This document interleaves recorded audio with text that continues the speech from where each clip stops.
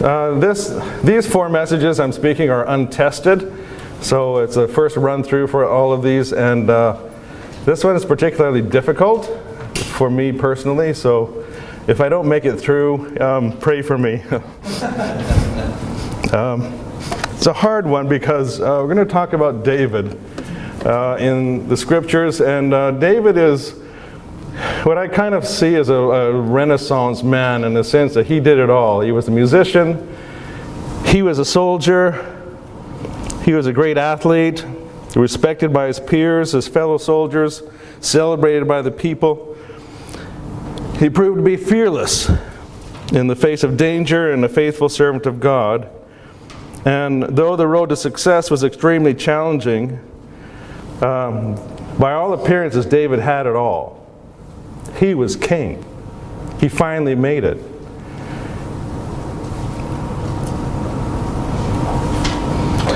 Some say we're most vulnerable when things are going well for us. And it seems so with David, because just when everything was going his way, he let his guard down. Have you ever messed up in ministry? Have you ever embarrassed God, represented Him poorly? Have you ever given in to temptation and hoped that no one will ever find out? If so, you're in good company. I think when I'm looking at David from this particular angle, and by the way, my theology should be pretty sound, but I take liberties with the storyline just a little bit, because we have like 40-year gaps in people's lives in the scriptures. We have all these blank things. We have to kind of guess what happened. So I play a little bit with the storyline, and I assume motives. You can look at David however you like, but for my purposes, I'm going to really focus in on one particular aspect of his life that I think pertains to us as leaders, particularly in the church. I think that after David had waited, I don't know how long it was. Did he wait? How many of us studied the life of David? 40 years before he became king? I think Saul was about 80 when he was killed in battle. So I'm guessing if he's that old, there's a long time to wait. I think David sacrificed a lot. I think David had waited patiently while Saul continually tried to kill him. I think living in caves and villages when he should have been in the palace wore him down. I think withholding his hand against Saul out of respect for God's anointed, no matter how crazy he was, maybe David had second thoughts later on, thinking, could have ended this a long time ago. Fighting battle after battle with the Philistines, single-handedly killing many thousands of soldiers. Now it was time to enjoy life. Now it was time to relax. Put his feet up. Let everyone else do the heavy lifting for a change. He would stay home instead of going into battle this time. He would enjoy the fruits of his labors for once. I think he began to feel and believe that he deserved more. He rationalized that his needs were more important than other people's needs, and that soon the unthinkable happened. He began to contemplate treachery. Just think about it. Just play with the idea. And then the opportunity came. He forgot about his own Psalms, how he delights in the law of the Lord, how he follows the Lord's precepts and pants for the Lord like a deer. He forgot that the Lord was his rock and his shield and his strength, and he forgot there were always consequences of turning to the broad way that leads to destruction. He's the one that said, "I delight to do your will, O my God, and your law is within my heart." He said, "Whom have I in heaven, and besides you I desire none on earth." Right. Sure.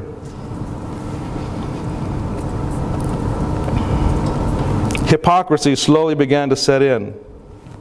Like a preacher telling his people they need to spend more time in prayer and Bible study when he knows he spends so little time himself. Or telling the church how important tithing is when we know full well we're not hitting the mark. How can we tithe out of the very little the church gives us in the first place? I tithe my time. I tithe through the sacrifice of my family, we say.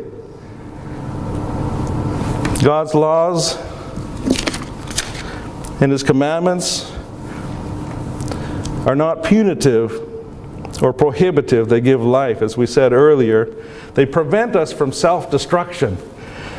Had David followed God's commands like worshiping Him only and not worshiping an image of creation, like not bearing false witness, which led others to commit sin, like not committing adultery because it destroys lives and marriages and families, if he had obeyed not coveting another man's wife because you sin against the man and the wife, like not killing the innocent, becoming guilty of murder, like not stealing what belongs to another person when you have more than you already need. He could have avoided the trouble, but he didn't. I think if David had committed these sins on the Sabbath while disrespecting his mother and father, he could have hit all 10 in a row at the same time.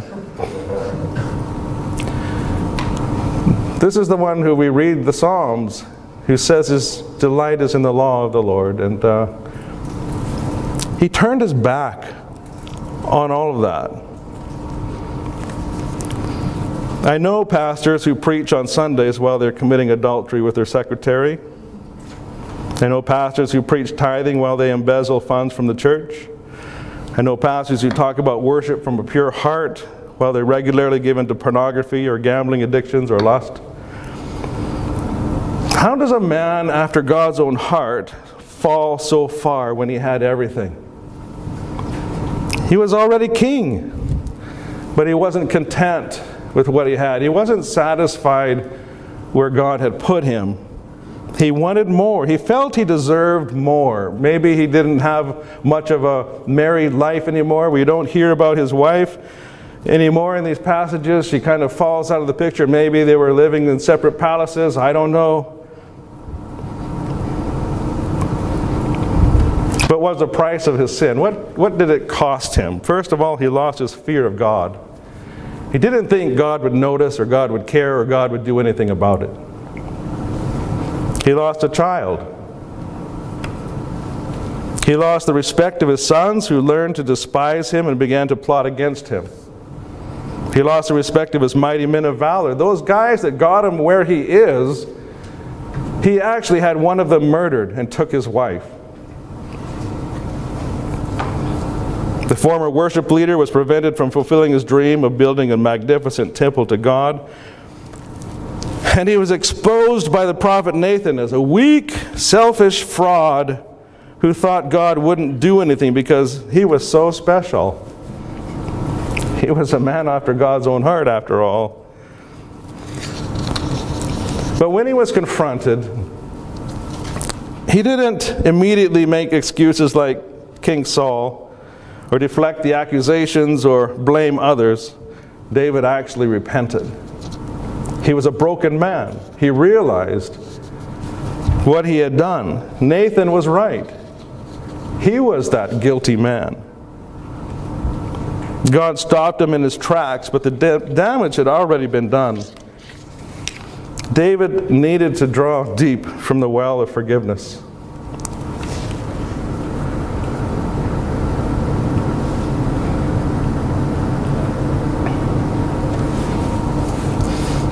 So we have a beautiful Psalm 51. I don't know how many of you have turned there over the years. Probably all of us have. I love David's honesty, and I like how he immediately turns to God. He goes into a time of mourning and fasting. But then we have this psalm. And I like how it reads. I'll read some of the verses out of 51. The Psalm of David, it says, when Nathan the prophet came to him. after he had gone into Bathsheba. What a title to give a psalm. It's like he's laying bare what everyone already knows. He's admitting publicly what had happened. Have mercy on me, O God, according to your loving kindness. According to the multitude of your tender mercies, blot out my transgressions. Wash me completely from my iniquity and cleanse me from my sin, for I confess my transgressions, and my sin is ever before me. Against you, and you only, have I sinned and done evil in your sight, that you might be justified when you speak and be clear when you judge. Make me hear joy and gladness.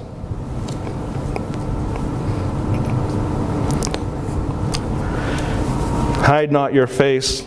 Blot out my iniquities. Create in me a clean heart and a right spirit in me. Cast me not away from your presence. Take not your spirit from me. Restore the joy of your salvation. Deliver me from the guilt of shedding blood. I understand, I think, what David is saying, against you and you only have I sinned, but truly he sinned against his wife. He sinned against his kids. He sinned against Bathsheba, against her husband, against his soldiers, and against his entire nation as king. He had sinned, he had just about sinned against everybody. And so such a public act needed a public confession as well. And this is his confession. I'm glad it's here. Drawing deep from the well of forgiveness is what ultimately will save our ministry.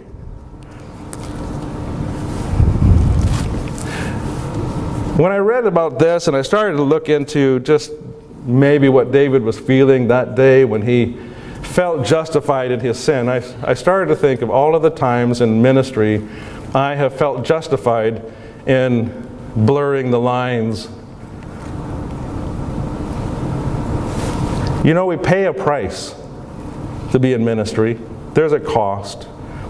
I got a virus when I was coming out of India, took the hearing away from my left ear. I wouldn't have got that virus if I wasn't in India on that trip. I don't own a house. I'm a bit afraid of retirement. We moved too much. We didn't maybe be as wise with the little money we did get over the years, but that's okay. But then there's the price of family. Found out my daughter was cutting herself because of depression when she was a teenager. My son, who just got married finally, has not been able to have long-term relationships because he got so tired of people leaving us all the time in the international church. All of his friends moved away almost every year. He says, no more. And so he started, whenever he had a girlfriend, he would break up with her first so she wouldn't be able to leave him like all of his friends had.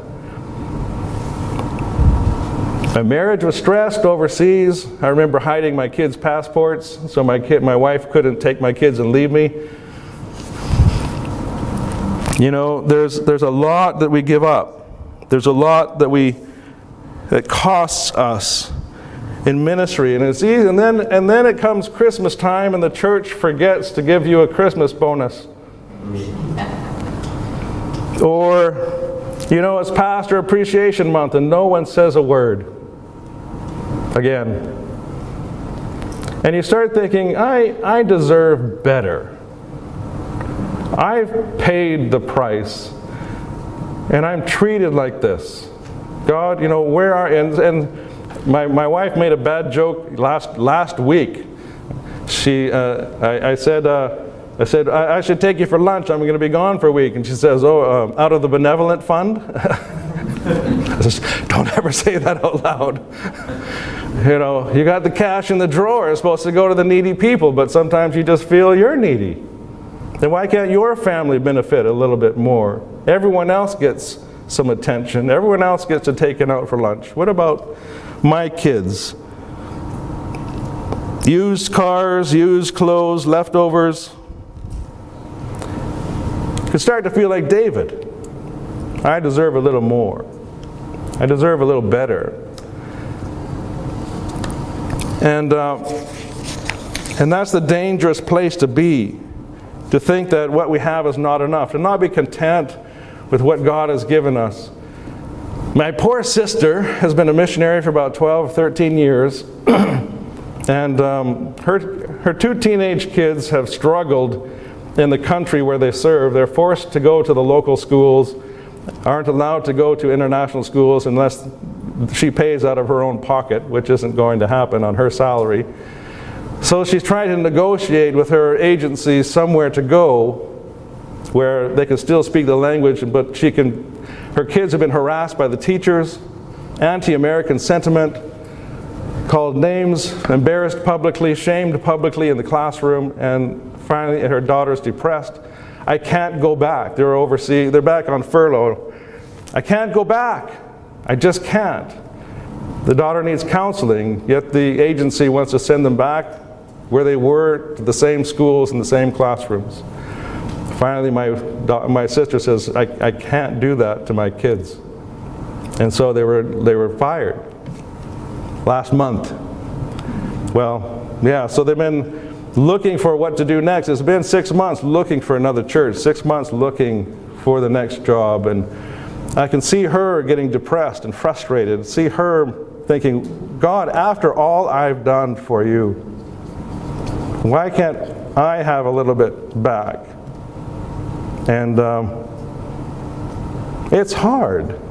I totally see where David's coming from. Why can't I have a little bit more? Why can't I've sacrificed so much. But the truth is, when we give in to that feeling of discontent or feeling like we've been owed something, that's when we have the opportunity to lose it all and never get it back. I know pastors that have committed adultery, that have had affairs, that wanted to get back into the pastorate and the doors aren't open. Or pastors that have compromised in other areas and they've lost their family, or they've lost their marriage. It's not retrievable. We want to be restored back to the same place, and God says that time is gone. I'm really surprised that He let David stay as king. I kind of think King Saul got a raw deal. Somehow, even when he was sorry, there wasn't another chance. It says Samuel never saw him again after he exposed his sin. Never saw him again until he was dead. I'm a little bit miffed at God sometimes. Like, couldn't there have been another way? Wasn't there another way to work this out? But I know God is fair. We can't compromise our values. We can't compromise our ethics. Because if we do, we are also at the same time compromising in our relationship with God. He sets the rules. He resolves the issues. He's the one that makes things fair in the end and just in the end. Even on my pastor's income, I've seen 2 of my kids go through private Christian colleges. My son just graduated last spring. My daughter graduated a couple of years ago. And there's no way I could afford any of that tuition. We gave them room and board and fed them and did their clothes, washed their clothes and fixed their cars for them. But somehow God saw them through. Now my 3rd kid is about to enter into college, and I just don't even know how to pray. God, I can't manage the expensive schools. I can't manage the private schools, the Christian ones, the ones I'd like him to go to. I don't know how to work this out, God. I'm hoping you do. That we're applying for all the scholarships we can manage.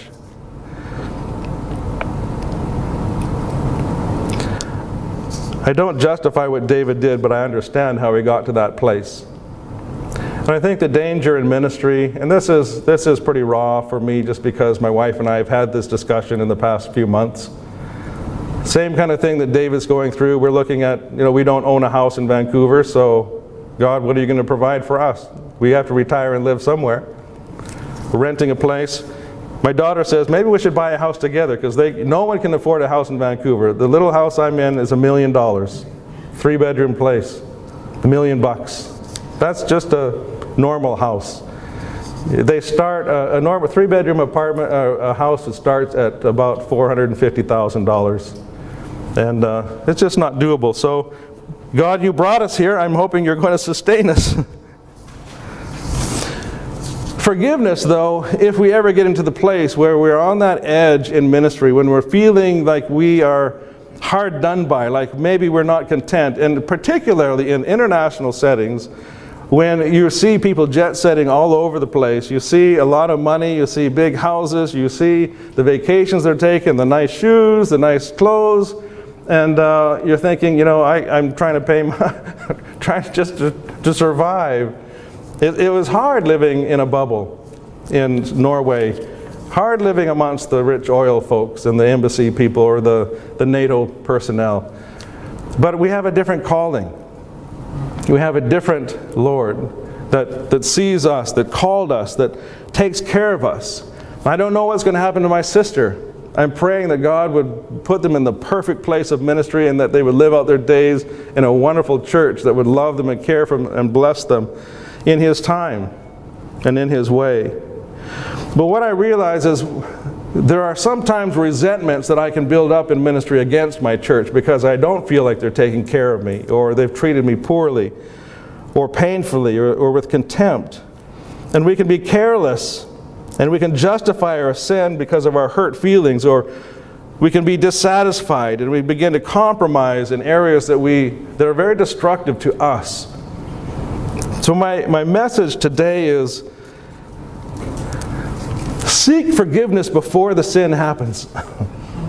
Seek forgiveness before you get to that place where you've compromised and there's no turning back and the consequences start rolling in. If you're feeling discontented, if you're feeling like I do frequently against the church that I now serve, no one said anything on Pastor Appreciation Month again this year. I think I just wait. I should just forget it even happens. I just wait to see, will someone put a card in my box or slip me a little gift card for a restaurant or something like that, and it didn't happen again. I think, and then, so who am I serving? The people or the Lord? Who's my boss? The church or my Lord? Somehow my daughter came through as $23,000 a year tuition, 4 years of that. She came through with about $20,000 of debt from her 4 years. And she called me two months ago and says, "Dad, we just paid off our student loans." Within less than 3 years of graduating. My son came through college, the same school. 5 years it took him. And or maybe it's 4 years, but God gave him a basketball scholarship, $17,000 a year. And a part-time job, he came out with, I think, $5,000 debt. Going, thank you, God, for loving my family. The church couldn't bless them, but you could. My son's going in, I don't know how God's going to pull it. Another miracle! Walking miracles. God keeps taking care of us despite the cost, despite the price that we pay in ministry. And most people forget that there's spiritual warfare too. That there are people out there praying against pastors, praying against pastors' marriages, praying against pastors' families, praying as a person in a church that I served in that worshipped Satan, and she was praying night terrors on my daughter when she was a child, that she would wake up screaming at night. People don't realize we're not just running an organization, we're not just managing a church, we're dealing with spiritual warfare all the time. Maybe you haven't compromised your calling or justified any sins, but you're on the edge. You see resentment building or creeping in. You feel like you're owed something, like you haven't been treated properly. Has anyone else been fired besides me? Yeah. It hurts, and it can stay with you for years and years.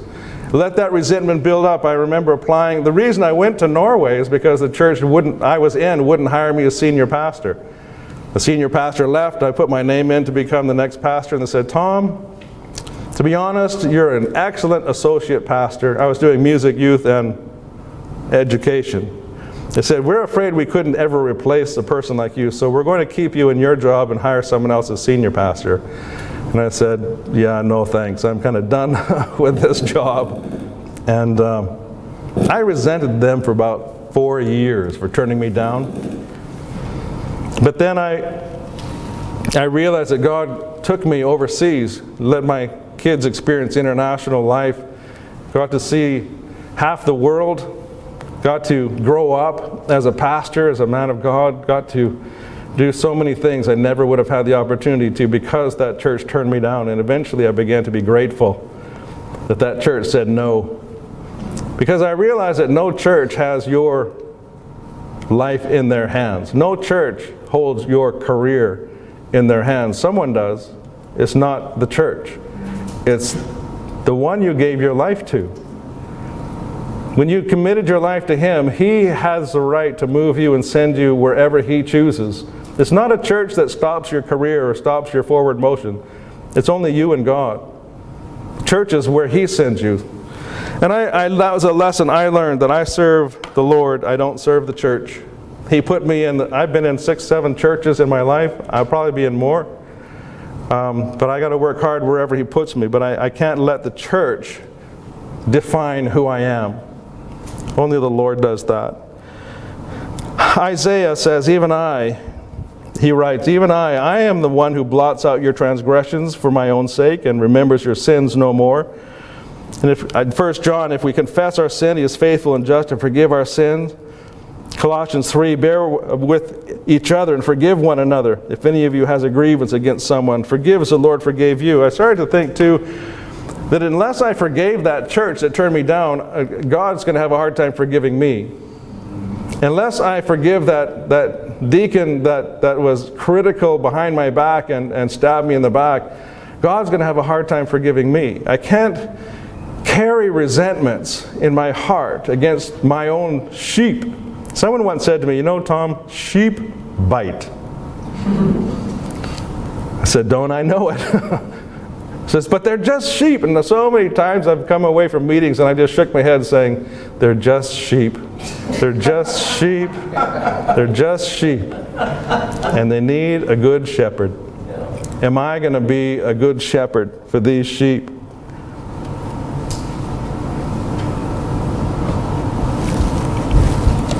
Maybe you have hurts that you haven't fully dealt with over the years of ministry.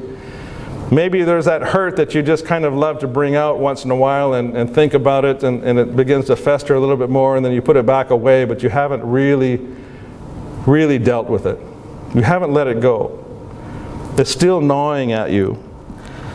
Maybe you have people that you are avoiding instead of loving.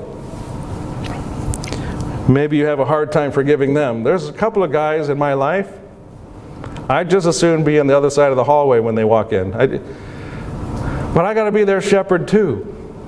God's testing me. Will I be faithful to what He's called me to do? Do any of you understand what I'm talking about? I don't know. Am I catching any kind of understanding? Brother, we're with you. Still, God chose David, knowing he was going to fail, knowing he was going to mess up. God didn't enjoy watching David mess up. I think God still somehow called him a man after His own heart, even with the flaw. And I don't see Moses ending well. I don't see David ending well. And I don't see the next guy I'm going to talk about tomorrow, Elijah, ending well either.